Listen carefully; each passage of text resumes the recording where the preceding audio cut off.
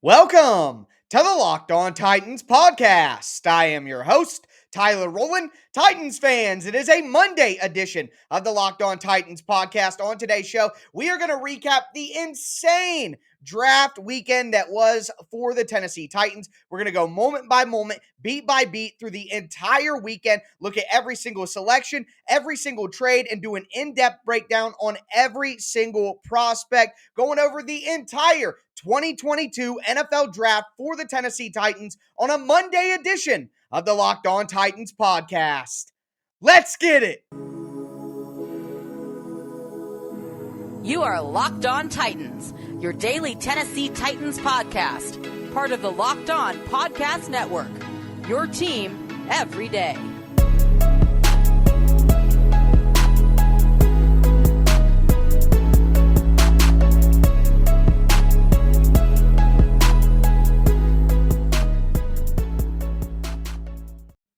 Titans fans, it is a Monday NFL Draft Recap edition of the Locked On Titans podcast, and it is brought to you by BetOnline.net. BetOnline has you covered this season with more props, odds, and lines than ever before. BetOnline, where the game starts. We're going to dive into the draft weekend. Again, we're going to go beat by beat, moment by moment through the entire weekend, kind of just completely relive the process while going over every trade, every pick, every prospect. Before we get into it, do want to thank you guys for making the Locked On Titans podcast your first listen every day. If this is your first ever listen to the Locked On Titans podcast, make sure you subscribe on whatever platform you do stream. You're going to find the Locked On Titans podcast everywhere and always free. That includes the Locked On Titans YouTube channel. Make sure you guys subscribe, hit that notification bell so you know when all the content goes live. Throw a thumbs up on the video if you're watching on YouTube right now. You can follow me on social media at Tic Tac Titans on Twitter. You're going to want to catch all the film stuff that I'm going to be dropping there throughout the week on all these new prospects.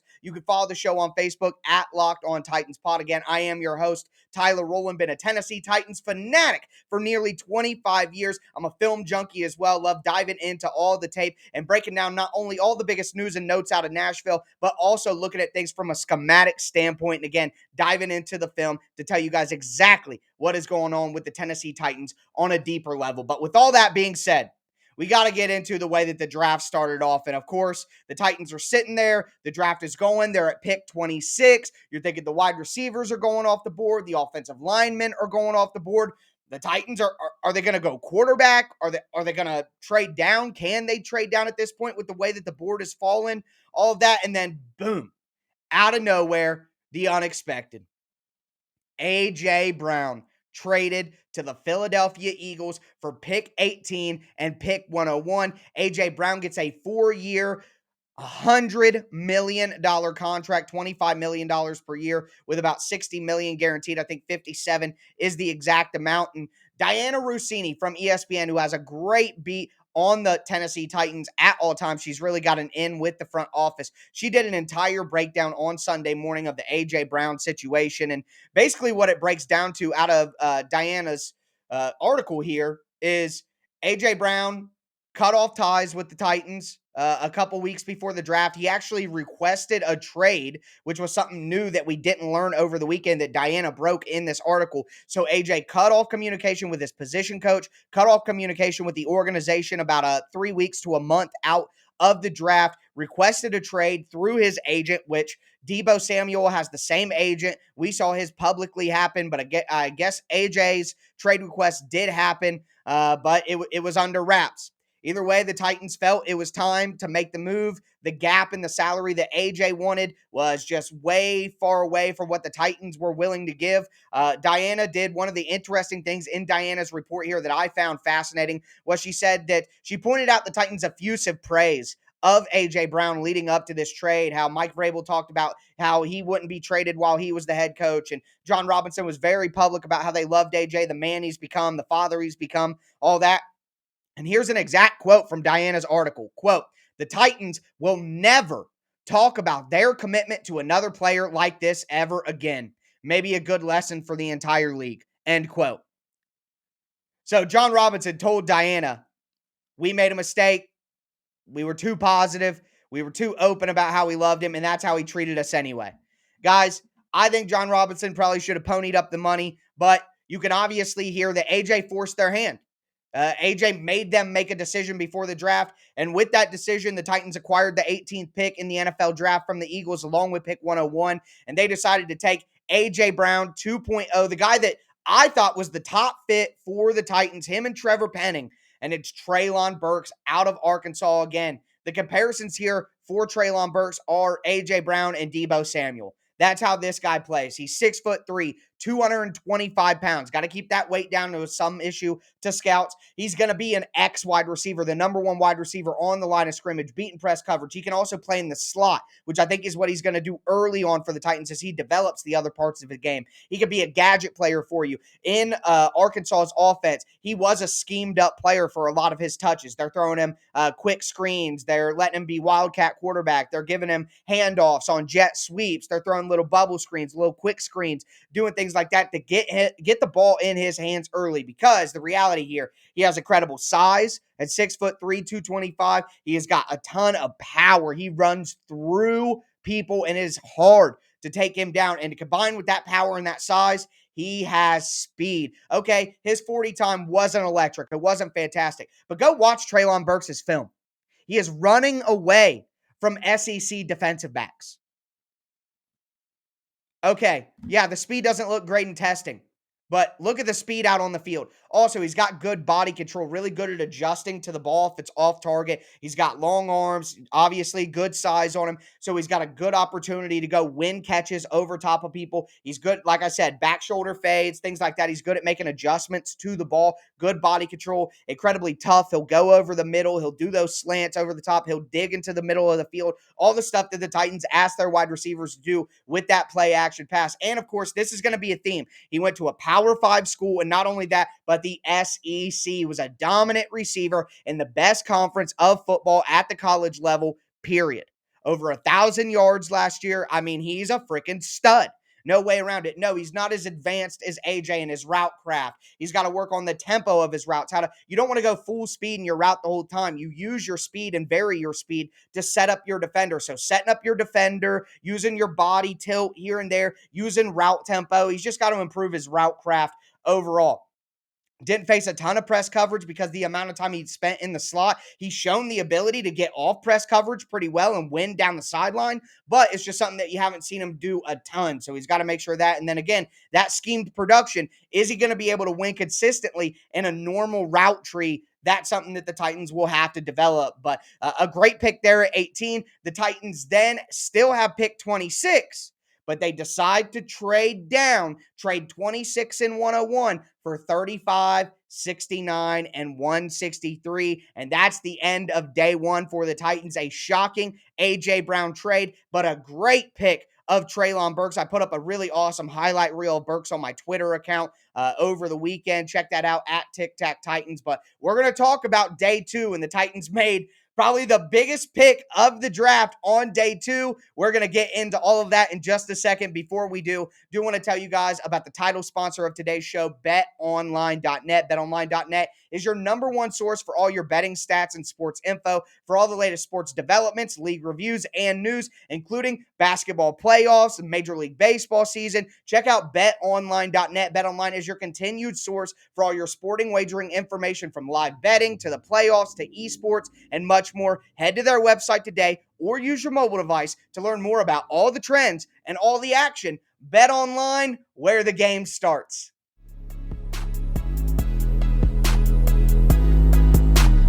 Titans fans, let's continue this Monday edition of the Locked On Titans podcast as we go moment by moment and recap the draft weekend that was for the Tennessee Titans. Before we get into day two of the Titans draft, do want to thank you guys again for making the Locked On Titans podcast your first listen every day. Make sure you subscribe on whatever platform you do stream. Guys, I'm going to have a ton of draft content coming up throughout the week. We're going to do player deep dives. We're going to have some of the Locked On college hosts breaking down these prospects. I'm going to do some futuristic conversations about what all of these players mean for the Titans' future and how it spins forward for the Titans. We're also going to talk about their roles and how they fit. The Titans are signing undrafted free agents as well, so I'm going to compile that list and go over those players that the Titans have added. I mean, all kinds of content Monday through Friday, all year round, here on the Locked On Titans podcast.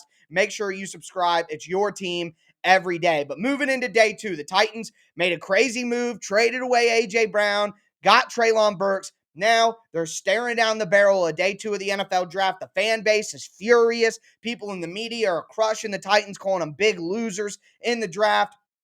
And the Titans just said, okay. All right, it's unfortunate that we had to move on from A.J. Brown. Obviously nobody wanted to do that. Mike Vrabel, the video of him being mad after it happened, obviously with all the public comments, the Titans didn't want to move on from A.J. Brown. Now, you could argue then they should have just paid him the money that he wanted. Was he worth it? That's a conversation I'm sure you guys will have in the comments. But the point here is the Titans knew that everyone was angry, but they had to just put their head down and add some good players to the team. And that's exactly what I think they did on day 2, including probably the biggest pick of the draft. Day number 2 gets started. Titans have the 3rd pick in the 2nd round. They hold it. You're thinking wide receiver, offensive line. Will the Titans go quarterback here? There were connected rumors to Desmond Ridder. Going into day 2, and hey, I'll eat my crow. I was wrong.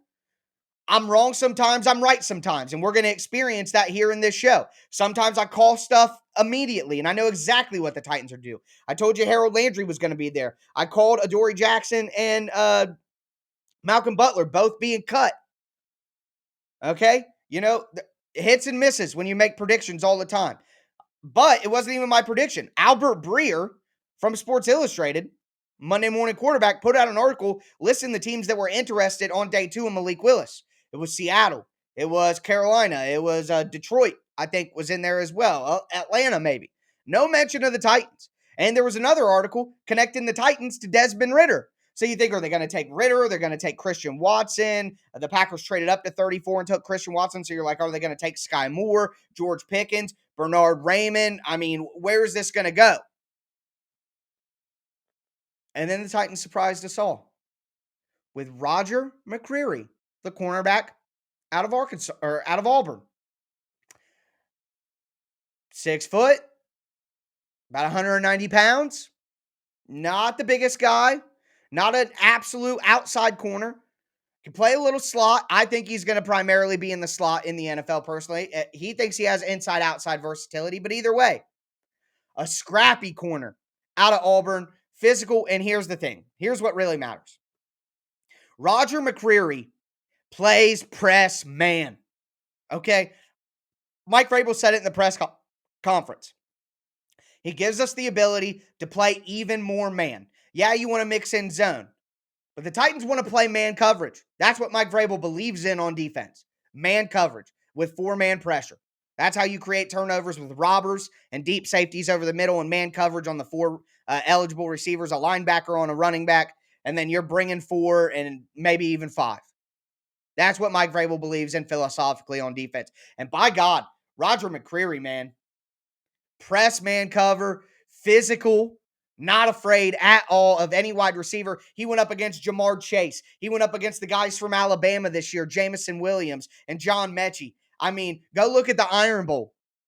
I'm going to be breaking this down over the week. Go look at the Iron Bowl. And we're going to have Zach Blackerby on from the Locked On Auburn podcast, and he is effusive in his praise of Roger McCreary. Called him the best cornerback in college football last year. Now, it was a surprise, no doubt about it. But he fits perfectly in the scheme, and we'll talk more about his role throughout the week, but I think he fits perfectly into the Titans' dime defense and a potential starting slot corner going forward, depending on how people's roles get moved around. But Roger McCreary, a surprise, but a really, really good player at a position you can never have too many resources. Then you get Ohio State's Nicholas Petit-Frere at 69. Nice pick there. 6'5", 310. He's a versatile offensive lineman. He's played left tackle. He's played right tackle. And based on what I heard in the press conference, the Titans view him as a tackle. He could kick inside and play a little inside, but the Titans view him as a tackle, in my opinion. He's got incredibly quick feet. I mean, the way his feet bounce around and move around, it is impressive for a man his size. And with that quick feet, with that quickness in his feet, good line of scrimmage burst, getting off the ball when it's snapped. He's great at the things the Titans need in their offense. Combo blocks, where you start as a double team and then you climb up to the second level. Get to that second level, and he's great at executing against linebackers. He uses that quick feet and that balance to break down and make good blocks at the second level against faster, more agile players. He's got good balance there as well, and reach blocks, which is something that's important. Think if he has a defensive end or a defensive tackle over his inside shoulder on the backside of a run, he's got to get in front of that person's face and cut him off from the run going play side.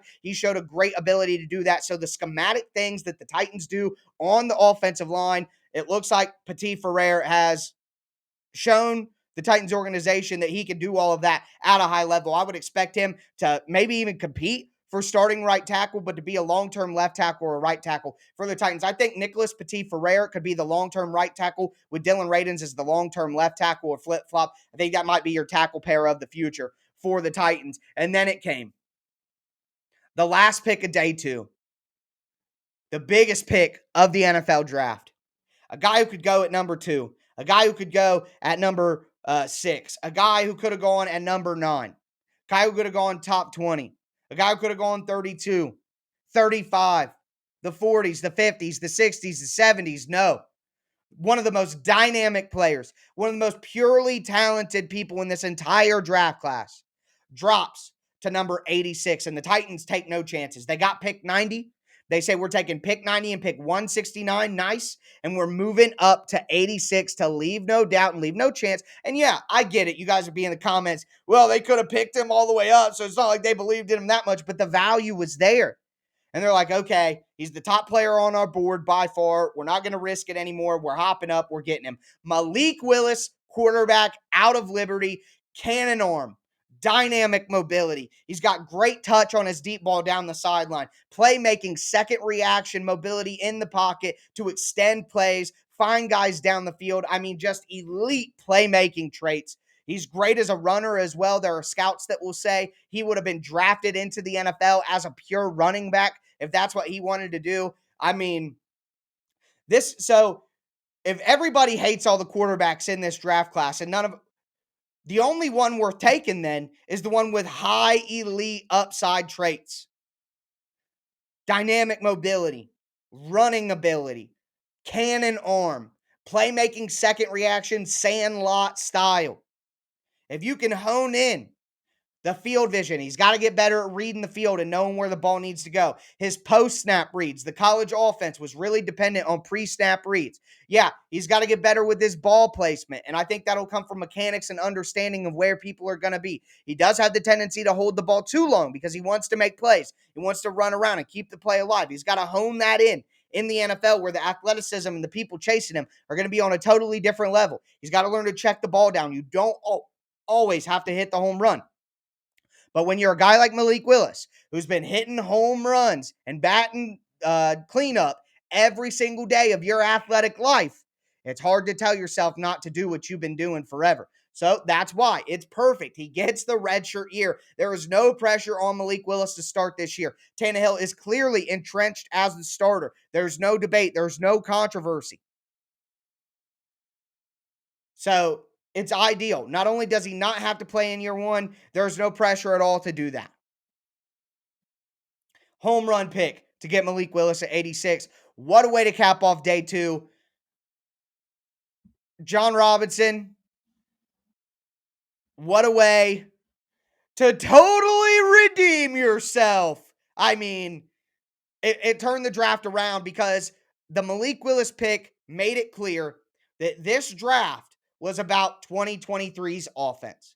And those picks continued on day 3. And we're going to get into day 3. That's the end of the trades. That's the end of the crazy headline picks. But boy, did the Titans do a great job on day 3. And I'm going to break it all down for you guys before we get into it. Do want to tell you about the best tasting protein bar in the galaxy from our friends over at Built Bar. You get the best of both worlds with Built Bar. You get all of the health benefits of a protein bar. They're low calorie, low sugar, high protein, high fiber, but you get all the upside of the taste of a candy bar. I'm not kidding you. Some of the Built Bars taste much better than candy bars that I've had in my life. Some of the flavors that I like are the salted caramel, the peanut butter brownie. I love the white chocolate cheesecake, man. I love white chocolate. All the bars covered in 100% real chocolate. They have crunch bars, which are crunchy. They have puff bars, which have like a marshmallowy consistency in the middle. I would pick up a variety pack. There's going to be something for everybody in there, and you might love every single flavor, and it gives you the ability to try a bunch of them because they are just absolutely dynamite.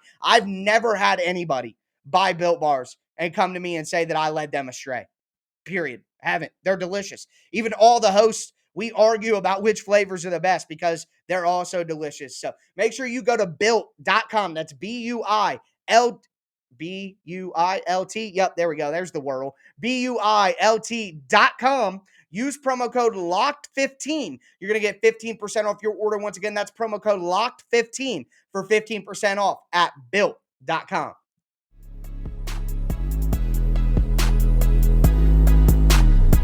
Titans fans, we're going to cap off this Monday edition of the Locked On Titans podcast. We've gone through day 1, day 2 of the draft. We talked about the A.J. Brown trade and the new report on that. Talked about Treylon Burks, Roger McCreary, Nicholas Petit-Frere. Talked about Malik Willis, of course. But again, I am enthralled with John Robinson's day 3 picks.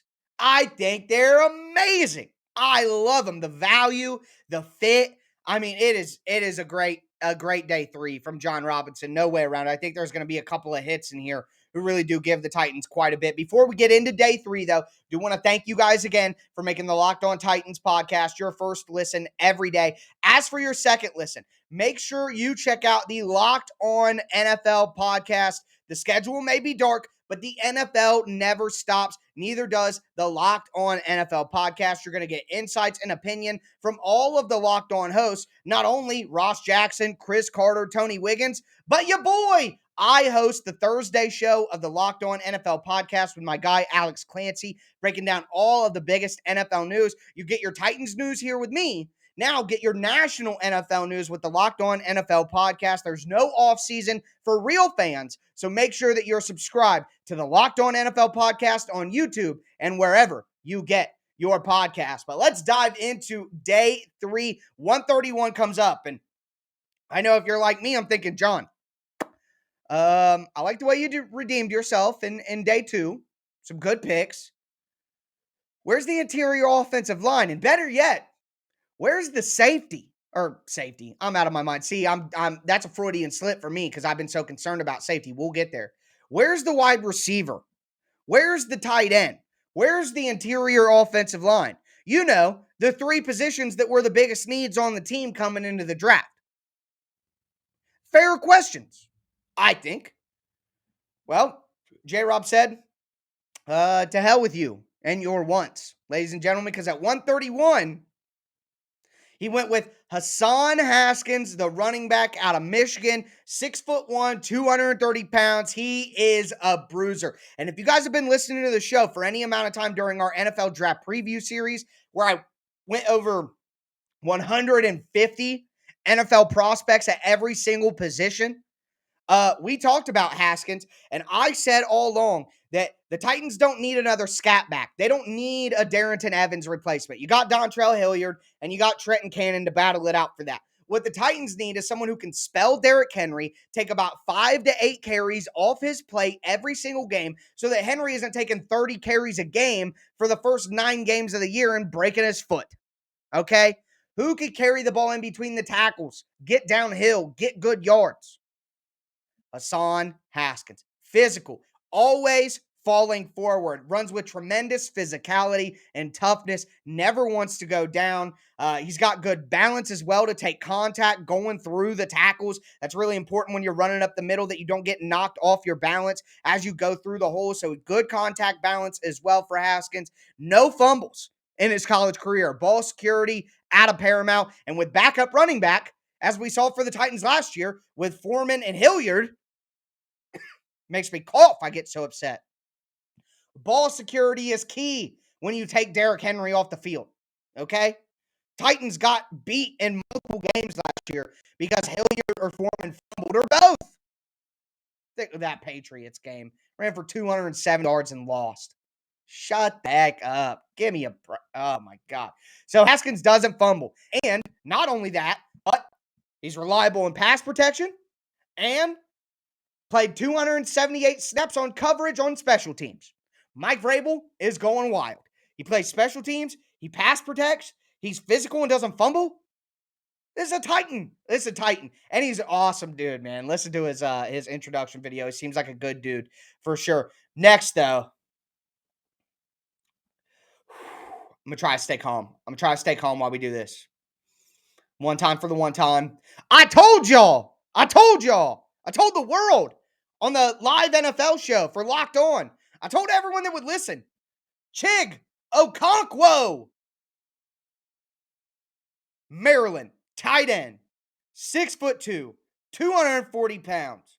Jonnu Smith 2.0. And Jonnu coming out of college. Don't think about Jonnu in year 4 before he gets paid $12 million from the Patriots. Chig is not fourth-year Jonnu. He's first-year Jonnu with the ability to get better. I mean, just a stacked frame. I mean, he is a beefcake, man. Swole. Just a monster physique. Incredible straight line speed. He had the fastest 40 time of any tight end in the class. Good and efficient in his in and out breaks, which in and out routes are so important in the Titans offense with the play action. Good at sinking his hips to get back to the ball on comeback routes. He's got really good hands. That's one difference between him and Jonnu. He's got much better hands than Jonnu Smith had coming out of college. He's not afraid to catch the ball in traffic, and that's important when you're going down the seam and as a tight end in the red zone.